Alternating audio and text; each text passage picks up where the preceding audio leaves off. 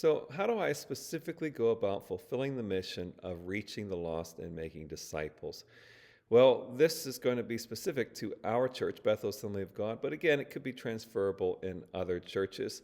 This is a part of a series of videos called Virtual Coach. If you go to our YouTube channel, Bethel Pittsburgh, under playlist, you'll find a playlist titled Virtual Coach, and I'm walking through practical steps. If you want the biblical study version of these ideas, you'll find that in our playlist called The Disciple. But this is just practically walking through how to do various aspects of the Christian faith. And you'll see in that playlist the ideas listed in category order. And this is under mission. How do I embrace or do the mission of the gospel? And in our church, there's a few different options that I wanted to talk through. There's a number of different ways, but in this video I'm going to discuss three predominant approaches that we're using at Bethel. And one of those approaches is called Glue. So what Glue is it is a Christian organization that is advertising, serving ministry towards people and encouragement and help through life issues. And those advertisements pop up online. People see it. If they're interested, they click on it, and they provide contact information. And then Glue takes that contact information and sends it to the churches that are in close proximity to where that individual lives. And when we partner with them, they send individuals that were within about I think it's 5-10 mile radius of our church. They send them to our church, and we have a team of people that are responding through an app, via messaging through that app, eventually through text messaging and or phone calls. And they're really just talking through the person's issue and praying with them. It's lay ministries, so don't need high-level ability of counseling and things like that. It's mostly just listening and praying for people and showing compassion and trying to lead them to becoming a part of the church. And what we've been doing is we assign a person per day, and we actually don't have enough to cover each day of the week, each of the 7 days of the week, so we have some that are covering multiple days. And so we really could use someone that would be willing to step up to this. It's not high-level technology, it's just getting used to running an app, which is pretty much like text messaging. So encourage you to be a part of that, because it's a great opportunity to reach out to people from your home in a way that doesn't require a lot of planning. So again, that's called Glue. All of these you can get involved by on Sunday mornings, seeing someone at the welcome table and letting them know you're interested in participating in a certain ministry, and they'd be glad to guide you. Or you can contact me or Cindy. Another outreach is Coons. So once a month, we send a team up to Coons, the grocery store up the road from us, and we just set up a table with some snacks and stuff, and we talk with people. We hand out flyers about our desire to minister to others, and we do this similar to Glue, but it's our own outreach that we're doing, and we provide contact information via an email. They contact us and let us know, hey, I need someone to talk to, and a team responds to those individuals.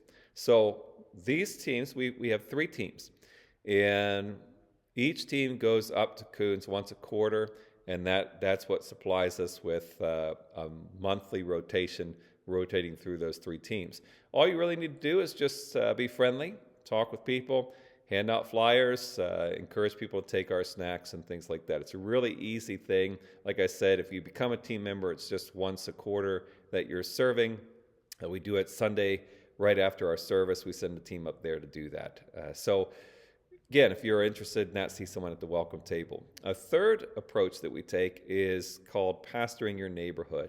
This is a lot more involved, but it really is a great way. We have someone in our church that's already reached 2 people that have come to our church through this outreach. And really what it is, it's a door-to-door outreach, and you're going to houses, you're keeping track of, it could just be in your own neighborhood, and you're keeping track of the street, the address, and the person you talked to, when you last contacted them, and what the nature of your communication was with them. And you're basically just going, and by the way, I provide a Google document to give you some guidance on this if you would like that kind of structure.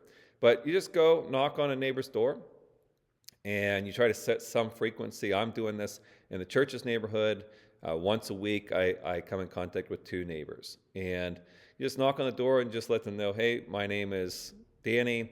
I live in your neighborhood. I'm a Christian, and I'm just wanting to be available to pray for my neighbors. You take one of our invite cards from the church, put your phone number on it, your name and phone number on the back of it, and just let them know, my name and phone number is written on this card.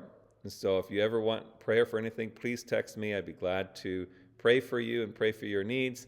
Also, this is an invite card to my church. I'd love for you to join us. Would you be available to join us this Sunday? And they could say yes or no.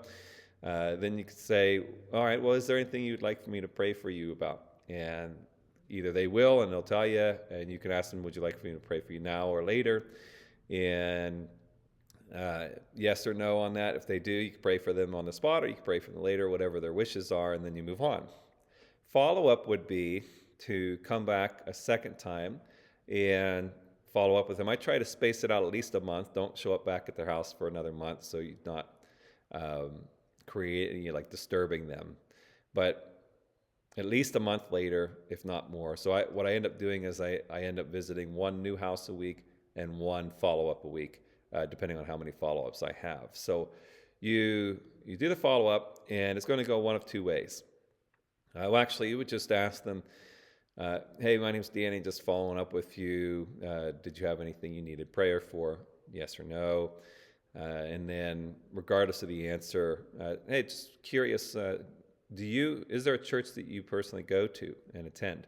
And if they say yes, ask them, oh, which one do you go to? And they'll tell you the church, and then say, well, I'm really praying for this neighborhood and praying that God would help me reach this neighborhood. It'd be great to have someone else praying for this neighborhood. If I can get a few people together, would you be interested in joining me for a prayer meeting sometime? And if they say no, fine. If they say yes, take down their contact information, whatever their preferred contact is with you, and start making a list. And once you get maybe 5 people interested, schedule and arrange a prayer meeting and start getting a prayer meeting going in your neighborhood for your neighbors. If they respond, and then you just keep it that way. If they respond no, then you just move on. And a next follow-up would be, and this would be with all the neighbors you've come in contact with. My plan, you could do it however you want, but my plan is once I get up to 40 contacts, I'm going to coordinate a neighborhood cookout, and I'm going to maybe get some door hangers and the information and schedule a time, and then send out an invite to everybody by putting door hangers on those doors that of people I've talked to, and set some way for them to communicate with me for RSVP, and just say, hey, can you RSVP by this time, and schedule the cookout, and start trying to get some things going. And I believe, especially because I've seen results from this, like I said, a lady in our church has seen 2 people come to our church already. I've seen people responsive to a prayer meeting, close to getting one coordinated. So stuff can happen if we start reaching out to people. So all of these things, glue, coons, pass to your neighborhood, you can get involved in by visiting the welcome table, and someone will give you guidance on how to get involved. If you have any questions, leave those in the comments. But again, the Lord has called us to go and make disciples, so I encourage you to go out and do that. He will bless you for it. God bless.